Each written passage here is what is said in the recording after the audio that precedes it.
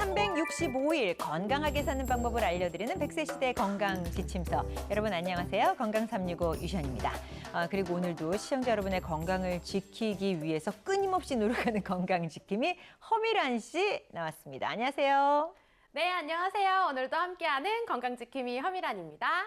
자, 오늘 알아볼 증상은 두통인데요. 이 두통이라는 건 일상생활 속에서 누구나 흔히 겪는 증상이기 때문에 머리가 아프다는 걸 특별히 병이라고 생각하시는 분은 없는 것 같아요. 그냥 약 먹고 푹 쉬면 되지라고 생각하실 수 있는데 바로 이때 작은 병이라고 얕보다가 큰 코 다칠 수 있다는 겁니다. 그래서 오늘 두통에 대해서 자세하게 도움 말씀 주실 분 모셨습니다. 신경외과 전문의 이경석 선생님 나오셨습니다. 안녕하세요. 안녕하십니까. 신경외과 전문의 이경석입니다.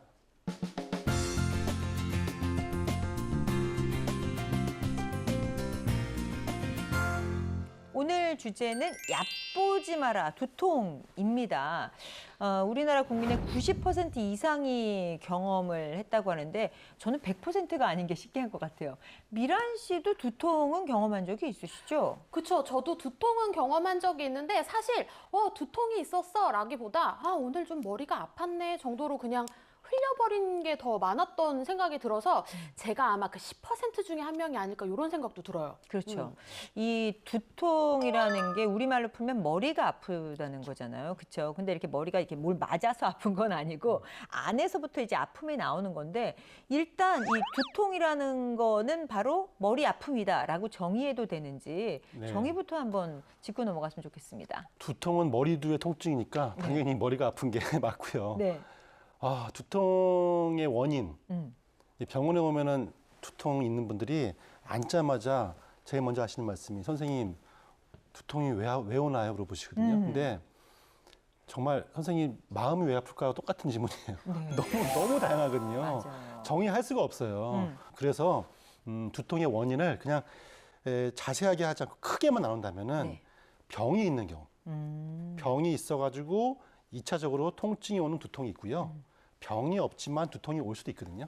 사실 의사가 제일 먼저 할 일은 병이 있냐 없냐를 판별하는 거. 그래서 병이 있는 경우를 2차성 두통, 병이 없는 경우를 1차성 두통 이렇게 분류하고 출발을 해야 됩니다. 네. 네. 근데 사실 저는 한 번도 머리 아파 말고 이게 지금 어디서 아픈 건지 어지러운 건지 이렇게 막 디테일하게 생각을 안 네. 하고 집에 상비약들 다 있으실 테니까 그 일반적인 상비약을 먹거나 이 약 없으면 그냥 약국 가서 두통약 주세요 하고 그냥 두통약 먹으면 너무너무 놀랍게 또 금방 가라앉아서 항상 그런 식의 자가치료가 좀 반복됐던 것 같기도 해요. 네. 참 거의 99% 이렇게 하죠. 집에서 머리 아프면은 맞아요. 상비약 사가지고 먹고 가라앉으니까는 좀 별거 아니구나. 네.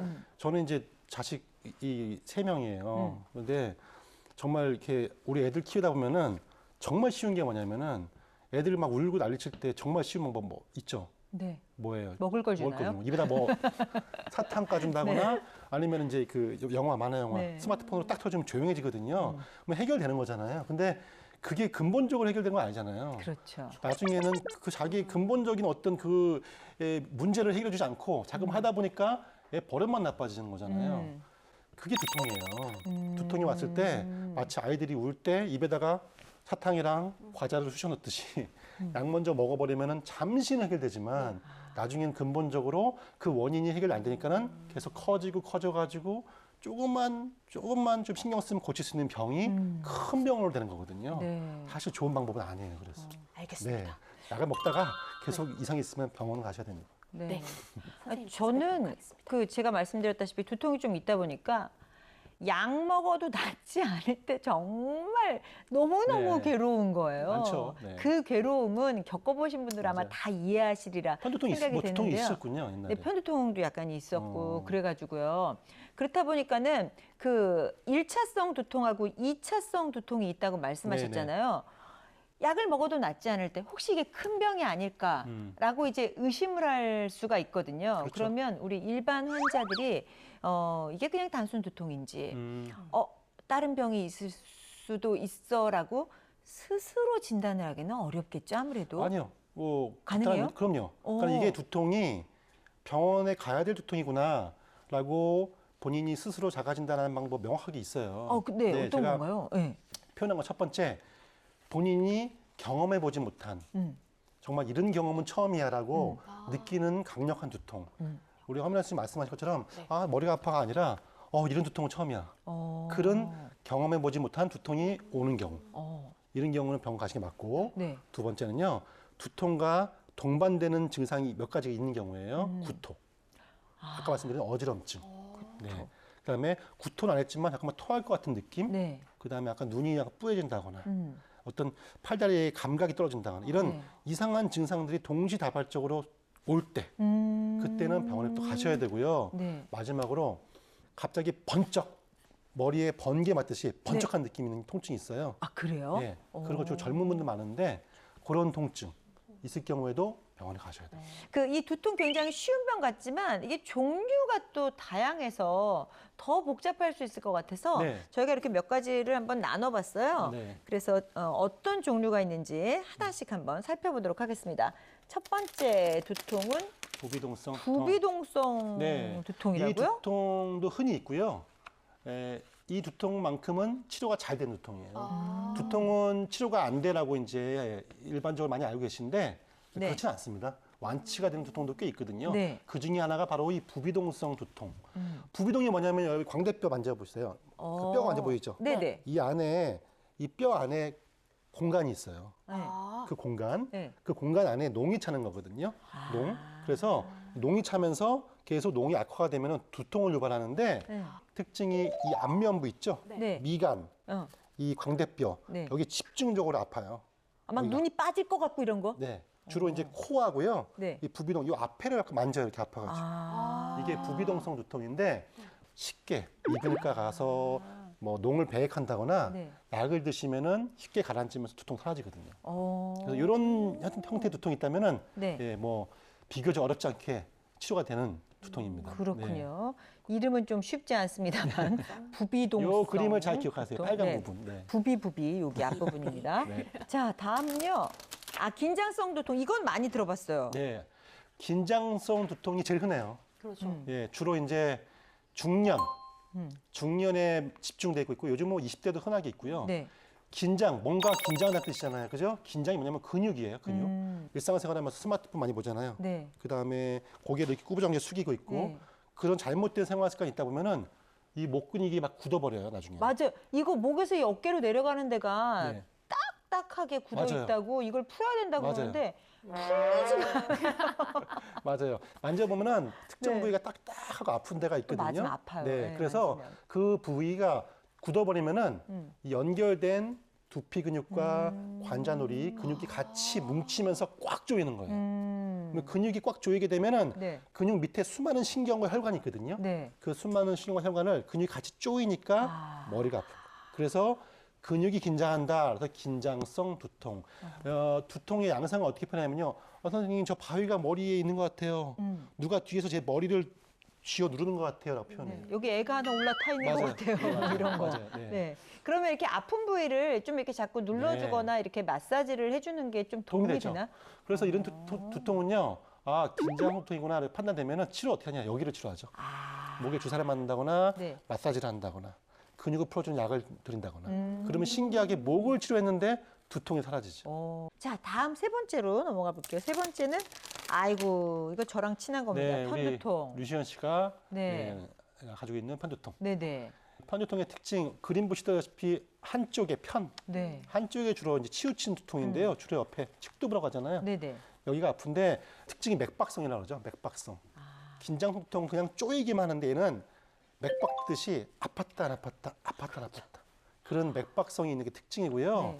두 번째는 여성분한테 많아요.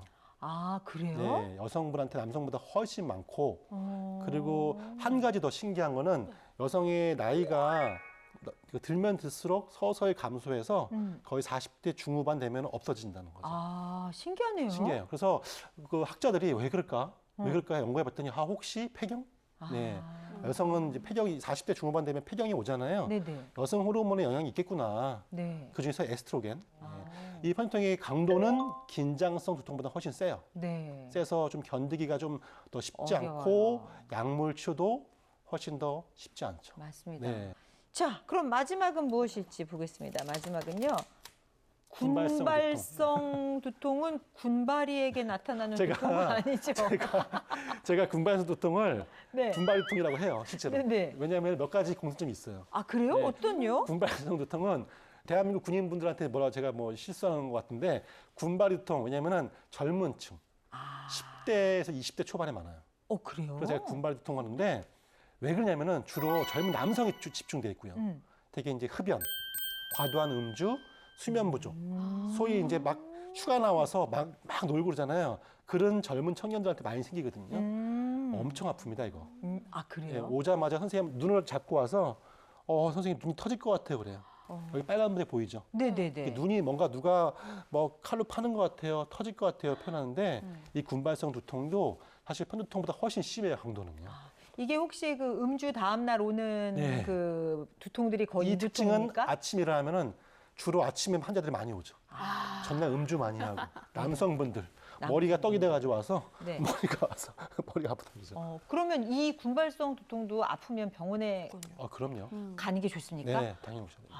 음주 후에 아주 눈이 빠질 것 같이 아프신 분들 그냥 무시하지 마시고 병원에 가시는 게 좋다고 합니다. 네. 그 와중에 저는 그래도 계속 이렇게 건강 지킴이로 활동하면서 항상 선생님들을 만나 뵀을 때 가장 먼저 궁금했던 게 유전인 건데요. 두통도 과연 유전이 되는 건지, 내가 건강하게 살아도 엄마 아빠한테 물려받은 두통이 있을 수 있는 건지 그게 또 좀 궁금해졌어요. 편두통만큼은 유전이 된다고 알려져 있어요. 아 그래요? 네, 편두통은 주로 이제 가계도가 있고요. 네. 그래서 대개는 편두통이 있는 분들은 어머니, 아버지, 형제자매가 같이 편두통을 앓고 있는 경우가 있고요. 나머지는 유전되는 경우 별로 없는데 긴장성 두통 있죠. 아까 설명드린 목의 근육이 굳어가지고 생기는 두통은 유전이 되지 않습니다만 생활 습관을 보고 배우거든요. 그러니까 되게 엄마 아빠들이 소파에 앉아가지고 이렇게 고개 숙여서 이렇게 텔레비 보는 거, 네. 그다음에 막 스마트폰 계속 보면은 아이들이 따라하거든요. 똑같이 그런 생활 습관이 배기면서 그 긴장 두통이 생기는 경우가 있어요. 그거는 유전이 아니지만 생활 습관은 물려받아 생긴 두통이죠. 네. 그리고 또 궁금해지는 게 제가 오늘 좀 질문이 되게 많아졌는데 그 두통이 어느 정도의 통증이 유지되면 빨리 병원에 가야 되는지도 좀 궁금해졌어요. 대략적으로 정해진 기간은요 3개월이에요. 예, 근데 3개월이라고 명확하게 할 수 없는 것이 뭐냐면 내가 매일매일 약을 먹는 경우는 매일매일 약을 먹어도 두통이 좋아지지 않는데 3개월 참는 것은 우려한 행동이고요. 대개는 일주일에 1, 2회 정도 빈도로 약을 먹는데 3개월 되어도 통증이 악화되는 경우는 가셔야 되고요. 저는 1개월 얘기합니다. 1개월. 예, 1개월 정도 내가 약을 먹어도 전혀 좋아진 게 없구나라고 할 때는 빨리 병원을 가셔야 되고요. 1개월이 아니다 하더라도 아까 설명드린 정말 경험해보지 못한 두통, 구토나 어지럼증이 동반된 두통 그냥 당일이라도 네. 가셔야 돼요. 아니 방금 전에 이렇게 두통의 종류를 저희가 그림과 함께 보고 있지 않았습니까? 근데 선생님이 설명하실 때마다 그 부위가 저도 막 아픈 것처럼 같은 느낌이 오는 네. 거예요. 아, 예. 근데 다행히 그런 건 이렇게 일시적으로 사라지는데 네. 보통 이렇게 두통 온다고 할 때 많은 분들이 스트레스 얘기 스트레스. 많이 하시거든요. 그럼요. 네. 이 스트레스도 큰 원인 중에 하나가 맞죠? 압도적이죠. 네. 아직까지 두통의 명확한 원인을 정확하게 밝힌 학자는 없거든요. 네. 그런데 가장 중요한 요인 중에 하나로 뽑는 건 스트레스에 대해서는 이견이 없어요. 스트레스가 마르게 되면은 스트레스 호르몬이 분비되잖아요. 그 호르몬이 첫 번째 1차적으로 우리 근육을 조입니다. 네, 근육에 힘을 줘야 되기 때문에 근육이 조이니까 당연히 아까 말씀드린 긴장 두통이 심해지는 거죠. 네. 그리고 뇌에 있는 호르몬, 뇌 신경 전달 물질들이 과도하게 분비가 되면서 교통이 막히듯이 얘네들이 서로 막 길이 막히면서 엉망이 되거든요. 당연히 그것이 또 두통의 악화 연이 되죠. 자, 그러면 말이죠. 모두 다 알고 있는 것 같지만 이 두통 사실은 얼마나 알고 있을까요? 그 진실과 오해를 풀어보도록 하겠습니다. 알쏭달쏭 건강상식입니다.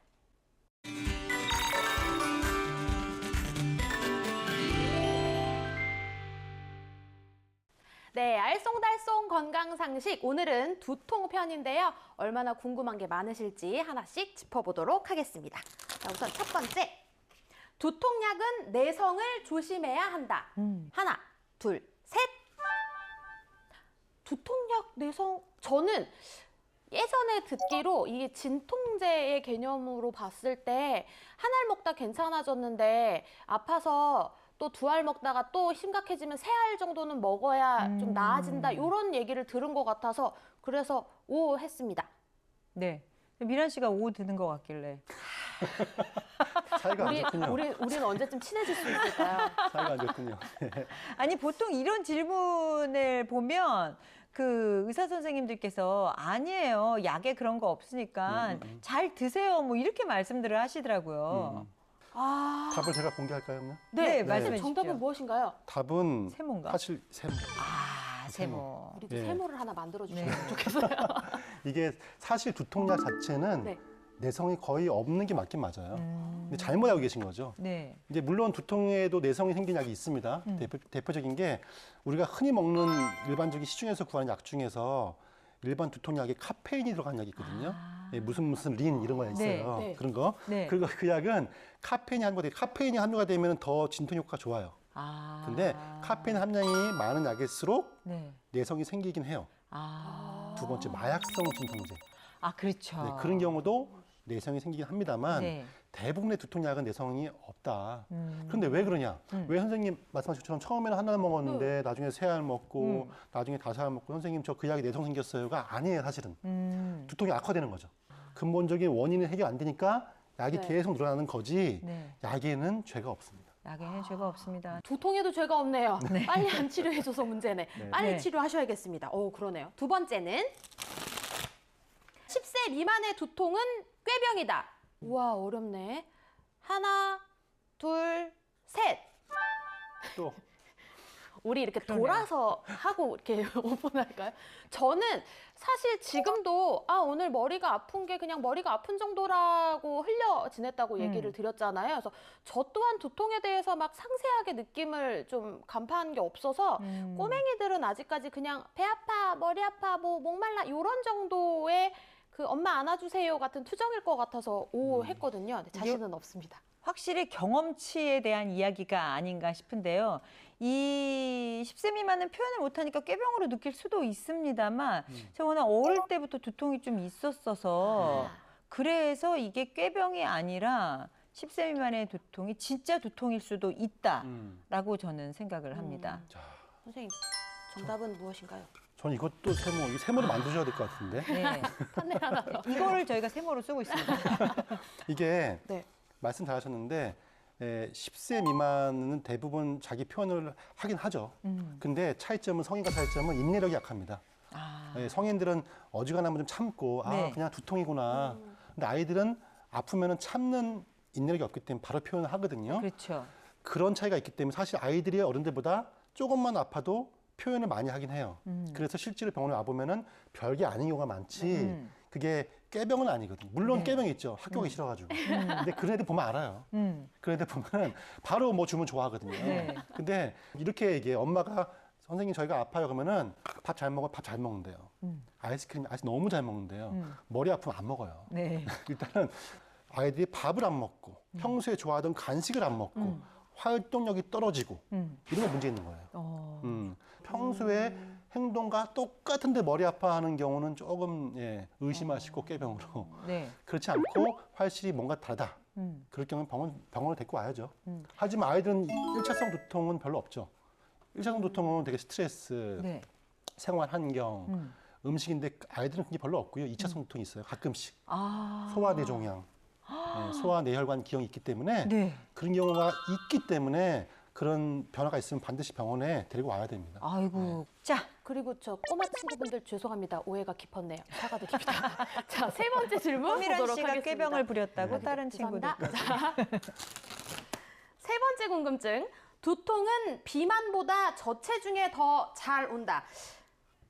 비만보다 저체중. 와, 저체중인 적이 없어서 비만보다 저체중이 잘 온다. 하나, 둘, 셋. 정답인 것 같은 느낌이 들어요. 왜냐하면 네. 그냥 느낌에 조금 좀 그 체중이 좀 덜 나가시는 분들이 조금 예민하다고 할까요? 아까 까탈스럽죠. 편두통처럼 냄새에 좀 예민하고 네. 소리에 예민하고 그래서 아마 두통도 조금 더 자주 많이 오지 않을까 싶어서 O 했습니다. 저체중 분들이 까탈스러운가요?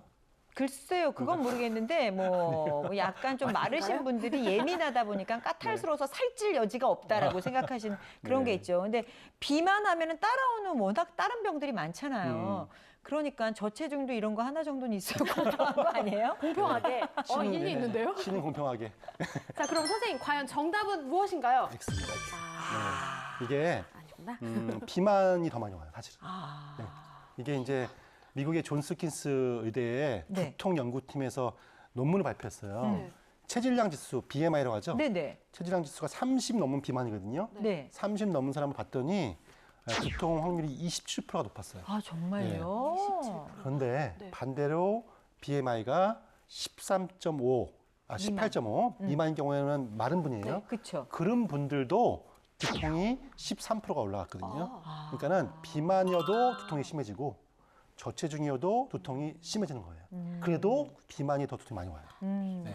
그러면 일단 건강 유지를 하기 위해 뭔가를 하는 게 중요하다는 건데 그러면 제가 다른 것들은 뭐 이제 좀 하기 위해서 좋은 운동들 뭐 비만이나 이런 거 알아봤습니다만 두통에도 좋은 운동 같은 게 그렇죠. 있을까요? 있어요. 이제 저 뭐가 있을까요? 두통은 뭐 당연히 뻔한 말이지만 유산소 운동 많이 얘기하잖아요. 네. 운동하세요, 운동하세요인데 운동하면 더 나빠지는 분도 있어요, 분명히. 네. 분명히 운동인 선생님 운동에 더 아파요. 왜냐하면요, 운동을 하는 이유는 단순하게 그냥 생리학적으로 체내 혈류를 증가시켜서 네. 뇌에 산소를 풍부하게 공급하라는 의미도 있지만 사실 스트레스 해소거든요. 스트레스가 원인이 많잖아요. 네. 그런데 운동하세요 했더니 가기 싫은데 헬스 등록해가지고 헬스 갔더니 트레드밀 또 보면서 또 뛰어야 되고 옆에 날씬한 아줌마들 보니까 자기는 화만 나고 네. 그러니까 이거 의지도 안 서고 또 뭐 끊어놓고 안 가잖아요. 네. 돈은 날리고 네. 이런 거는 운동 자체가 머리를 아프게 하는 거잖아요. 스트레스의 급증으로 인한 그렇죠. 두통 악화군요. 그렇죠. 네. 그 두통을 완화시키기 위해서 운동을 하는 거 맞지만 어떤 운동 하냐면요. 저는 이렇게 얘기해요. 본인이 재미있는 운동 하라 그래요. 재미있는 운동이 걷는 거면 걷는 거만 하셔도 되고 뭐 배드민턴이면은 배드민턴 하셔도 되는 것이고 선생님 활동량이 너무 적어요. 괜찮아요. 본인이 너무 재밌고 본인이 성취욕이 또 있어야 돼요. 네. 그리고 가능하면 같이 할 수 있는 운동. 네. 매치 플레이 같은 거 네. 그런 게 두통이 훨씬 좋아요. 입운동을 하면서 주변 사람들과 그 사회 활동으로 좀 인간 관계 개인 폭을 관계를, 넓히는 그쵸. 거는 괜찮아요. 본인의 두통은 좋아진 남의 두통은 악화될 것 같아요. 아 그럴 수 있나요? 네, 말 많이 네. 하시면 상대방 머리 아프잖아요. 네, 주의하도록 하겠습니다. 네. 마지막으로 두통에 관해서 시청자들에게 이 말만은 꼭 좀 했으면 좋겠다 싶으신 네. 거 있을까요? 두통은 사실 사인입니다. 우리 몸의 신호예요. SOS 신호거든요. 예, 우리 몸 어딘가에서 문제가 생겼고요. 화재가 났어요. 네. 화재가 나서 화재 경보기가 울리는 건데 그 경보기가 울릴 때마다 꺼버리는 것은 사실 화재를 키워서 병이 악화되는 거거든요. 그런데 아직까지도 너무나 많은 우리 여러분들께서 아프면 약을 먹고 약 먹으면 좋아지고 그러니까 또 쉬고 다시 또 아프면 약 먹고 이런 식으로 병을 악화시키는데요. 일선 현장에서는 너무 안타까운 거 너무 많습니다. 네. 정말 간단하게 치료할 수 있는 병이었는데 불구하고 너무 병을 키워서 정말 병이 생긴 다음에 오신 경우가 있어요. 그런 경우가 주로 40대, 50대가 많거든요. 한창 아이들을 키워야 될 가장, 엄마들인데 정말 20대부터 이런 신호가 자주 올 때는 너무 간과하지 마시고요. 반드시 병원을 가셔가지고 이 두통의 원인이 1차성인지 네. 2차성인지를 감별하시는 것부터 꼭 하시고요. 그다음에 운동하시되 항상 스트레스 없는 운동 꼭 하시면서 즐기시면은 반드시 두통에서 해방할 수가 있을 것 같습니다. 네. 네. 두통 없는 우리 건강지킴이 허미란 씨는 다른 사람의 아픔에 대해서 좀 이해하는 시간이 됐겠습니다. 네, 그것도 그렇고 친구들이랑 두통을 이겨내기 위해 수다를 떨었을 때 친구들한테 두통을 유발했던 적은 없는지 네. 이번 방송이 끝나고 친구들한테 사과의 문자를 한 통씩 보내야겠다는 생각이 들었습니다. 네. 미안하다, 친구들아. 꼭 가십시오. 네. 오늘 두통에 대해서 신경외과 이경석 선생님과 함께 해봤습니다. 선생님 네, 고맙습니다. 감사합니다. 네, 두통에 대해서 꼼꼼하게 알아봤는데요. 이 두통은 별거 아니라고 생각할 수 있지만 방치할 경우 그 어떤 질병보다도 무서운 큰 병의 전조 증상일 수 있다는 점 꼭 기억하시고 우리 가족 건강 챙기시기 바랍니다.